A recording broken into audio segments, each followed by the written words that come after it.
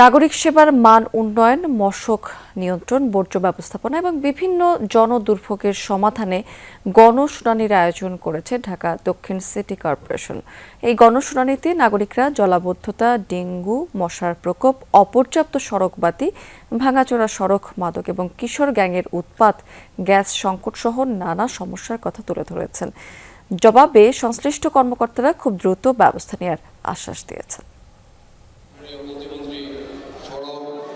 নগরবাসীর সমস্যা ও প্রত্যাশার কথা সরাসরি শুনতে রাজধানীর বাসাবোর ধর্মরাজিক বৌদ্ধ মহাবিহার অডিটোরিয়ামে গণশুনানির আয়োজন করে ঢাকা দক্ষিণ সিটি কর্পোরেশন। এতে অংশ নেন স্থানীয় বাসিন্দা, রাজনৈতিক নেতা, জনপ্রতিনিধি ও সিটি কর্পোরেশনের কর্মকর্তারা। নাগরিকরা খোলামেলাভাবে তুলে ধরেন তাদের দৈনন্দিন ভোগান্তির চিত্র। আমাদের এলাকায় জলাবদ্ধতা সৃষ্টি হয়। গণশুনানিতে উঠে আসে জলাবদ্ধতা, মশার উপদ্রব, মাদক, কিশোর গ্যাং সহ নানা সমস্যা। নগরবাসীদের অনেকেই অভিযোগ করেন বারবার কর্পোরেশনকে জানিয়েও সুফল পাচ্ছেন না তারা।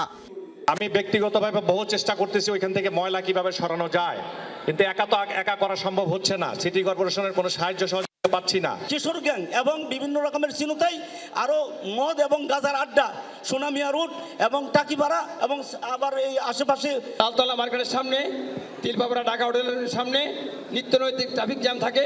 এই ট্রাফিক জ্যাম দূরীকরণের জন্য আমি প্রশাসনের দৃষ্টি আকর্ষণ করছি। শুনানিতে অংশ নেন নারীরাও। নিরাপত্তাহীনতা ও অন্ধকার সড়কে চলাচলে দুর্ভোগের কথা তুলে ধরেন তারা। আমাদের রাস্তায় জলবদ্ধতার সৃষ্টি হয় একটাই কারণে, কারণ ড্রেনেজ সিস্টেমগুলো খুবই খারাপ হয়ে ভেঙে পড়েছে। ল্যাম্পপোস্ট ঠিক নাই, বাতি জ্বলে না, অন্ধকারে ঢাকনাগুলো নিয়ে যায়, বাসায় বাড়িতে চুরি হচ্ছে, আমাদের অনেক সমস্যা হচ্ছে। গণশুনানিতে প্রধান অতিথি ছিলেন রেল, সড়ক পরিবহন ও মহাসড়ক প্রতিমন্ত্রী হাবিবুর রশিদ হাবিব। তিনি বলেন, জনগণের চাহিদা পূরণ এবং নাগরিক সুবিধা নিশ্চিত করাই সরকারের প্রধান লক্ষ্য। জনগণের কাছে জবাবদিহিতা করা কোনো অনুগ্রহ নয়, এটি আমাদের সাংবিধানিক, নৈতিক এবং রাজনৈতিক দায়িত্ব। এ সময় ঢাকা দক্ষিণ সিটি কর্পোরেশনের প্রশাসক আব্দুস সালাম বলেন, নগর উন্নয়ন ও জনকল্যাণে কোনো অবহেলা বরদাস্ত করা হবে না। জন্ম নিবন্ধন, মশক নিধন এবং সড়কবাতি মেরামতে দায়িত্বপ্রাপ্তদের জবাবদিহিতার আওতায় আনারও হুঁশিয়ারি দেন তিনি।